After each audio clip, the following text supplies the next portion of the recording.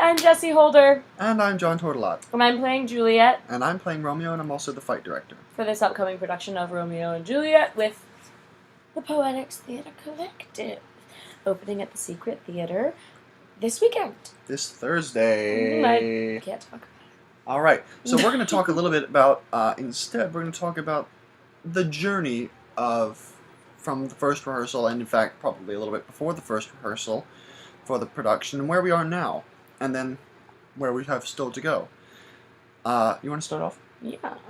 Romeo and Juliet went into pre-production last spring on a very light level, and started development then. Started casting, started putting together our team. Our director, Daniel Roberts, was developing his vision and where he wanted to come at it from. I was developing our publicity strategy and starting to research Juliet, the character I was going to be playing, and putting together this team. We were making all of this happen, and it was in June that John came on board as our fight director, and later joined the cast and became our Romeo.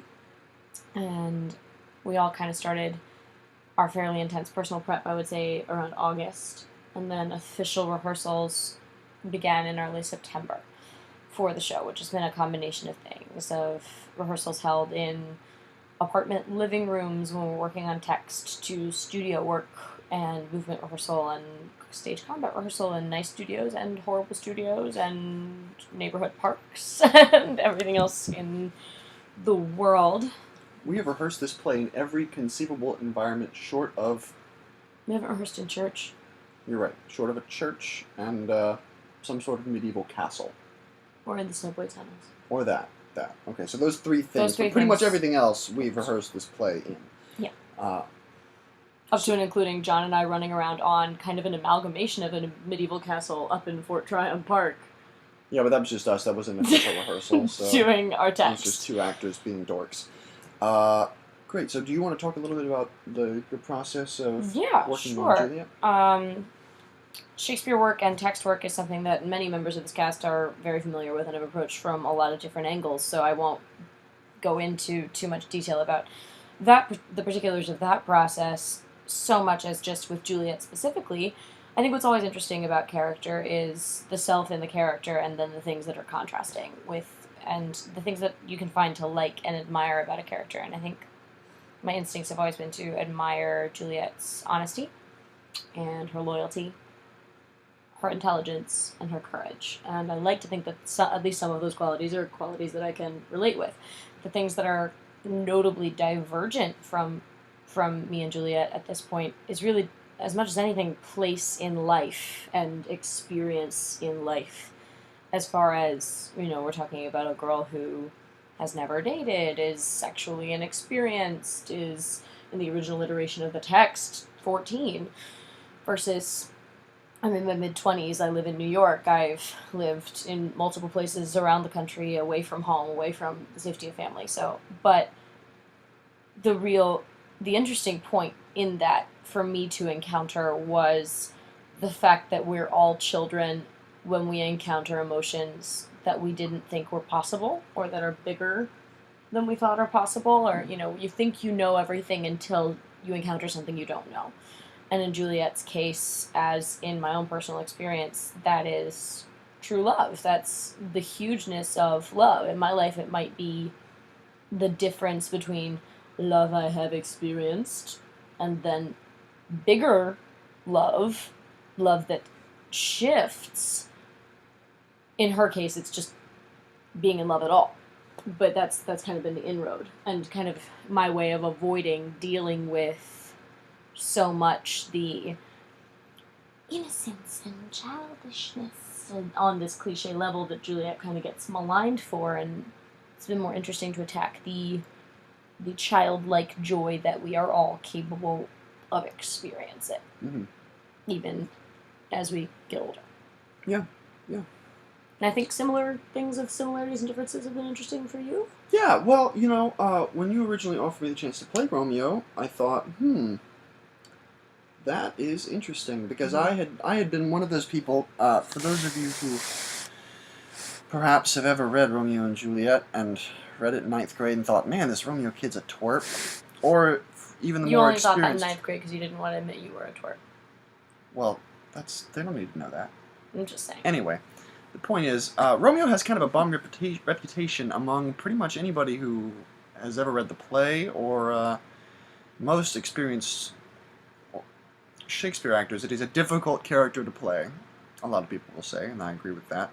And then also that it's that he's just kind of whiny in one note, or really two notes. He's whiny for the first chunk, over the moon in love for the third, and then irretrievably angry and depressed in the third chunk of the play. Which I find that is a gross oversimplification. And I found that I've actually been defending the character of Romeo to other actors, not in this production, but other actors that I know. Because I've come to really love the character, a character that I did not originally identify with, a character that, frankly, I was a member of the previous Romeo bashing groups. So that's been a very interesting journey for me. But I've come to love the character. I love his unbridled, unrestricted access to his own sense of emotional truth, his own urgent need to do what he thinks is right. Not always is it the right thing to do, but it is what he feels is right, and that is ultimately something I think that is very admirable. His absolute adoration of Juliet, his grateful love for the friar, and then the relationship between there and his friends, Mercutio and Benvolio, and he's a wonderfully fascinating character that I've grown so much by getting the chance to work on with this. I'm trying really hard not to say I told you so. You did, but you didn't tell me so, because I never expressed any of these doubts to you beforehand. I only told you all after the fact. He did, by the way, say, however, that he didn't think he was right for Romeo, and my response, and my dear friend Julia Macmillan, who's playing Benvolio in this production, who was the first person to suggest that John should be under consideration for the role of Romeo, was something along the lines of, well, John thinks he's not right for Romeo. Anyway, moving on. So, I'm going to talk really briefly about fights, if that's okay with Hit it. you. Okay, so, They're really violent, and it's really great. Yeah, something that this concept is, of this whole production has always been about the fact that Verona is a very violent world. That violence has become something that is just an integral part of the society, so much so that nobody bats an eye when a fight breaks out. Not really. Ask the question, what happens in a society when we're too cavalier about violence, which is something that those of us living today can certainly relate to. Yes, and in the case of... It also, this approach makes the arc of the character of the prince much more interesting, and I believe Michael's having quite a bit of fun exploring that, being a younger prince who's coming into this situation and is not willing to accept the status quo of this violent world anymore. So it gives him something that's really interesting, I believe. It also creates, for me as a fight director and for our actors in the production who are fighting, a lot of very interesting opportunities and very interesting ways to color the characters, both in the course of the play and also within the fight specifically. And we've got some longer kind of, I'd say, rough and tumble type fights, and we've got some truly brutal, horrible fights. And I hope that the audience is going to find those dramatically interesting, and also they're going to be effective means of furthering the story and keeping the audience engaged, and also communicating just how dangerous it is to let a society get too comfortable with physical violence as a means of revenge and as a means of control and expression. I think it's been, for me, really fascinating to watch the fight process develop, because I'm not in the fight cast for this, obviously, but to watch the fights develop and watch how that is, it's really colored the Verona that we've created and how we're telling this story, and it's really brought back to me what I think is one of the great beauties of doing a production like this, which is actor-driven storytelling. These fights are done with very simple technology, if you will, of the swords themselves. It's essentially a prop. Like it's a prop that happens to be a weapon. A very special prop. Yeah, very highly specialized.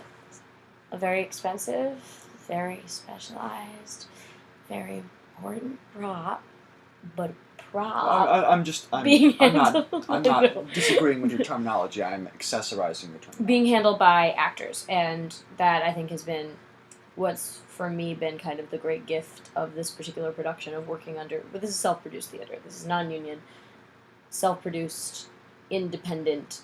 Every other word that can imply that we don't have the monies. Theater, and the gift that you get out of that is being challenged to tell stories in a very raw, honest way that is driven by the skill sets that we've all developed. Yeah. Physically, vocally, and how we can communicate without pyrotechnics, which apparently the Broadway production has. Things like that. And I don't know why I don't have my motorcycle. Orlando Bloom gets a motorcycle. I Ben wanted a Brantley motorcycle. did not like the motorcycle. I want one. We're doing him a favor. I don't want like a chopper though, Ben. So it's okay. I just want like a crotch rocket, a Kawasaki or a Honda. I don't have words. Anyway, long story short, we've been challenged to tell the story in a very unique way by working in this tight space under very specific circumstances with a really talented ensemble of people that I feel lucky to watch work, let alone work with. We were watching Mab rehearsal the other day, Queen Mab, and I won't spoil it for you, but they are using a flashlight. And so we had work lights in the theater on, and our director turned out the work light so they could work with his flashlight, and it was all I could do not to raise my hand and say, Dan, can we do the show without tech? Yeah. Like without lights? Yeah. Without anything? Because that was how clear the storytelling was and how vivid and how... And watching everyone access this story from different points and watching these different actors come at these characters in unique ways, seeing Michael Ryan Neely bring humor to Tybalt and see these different things happen and feeling my own responses, working with you in the tomb scene every night and how truthfully that explodes out of the person without theme music, without without a soundtrack, without it's been a great gift. We've faced a lot of challenges. I don't think John and I have had adequate sleep in at least a month. But it's been amazing for us as young professionals, and I genuinely think that what we've ended up with is a production that's well worth seeing. What she said. So that's all from us, who just got back from watching two of the greatest Shakespearean actors currently alive work on Broadway.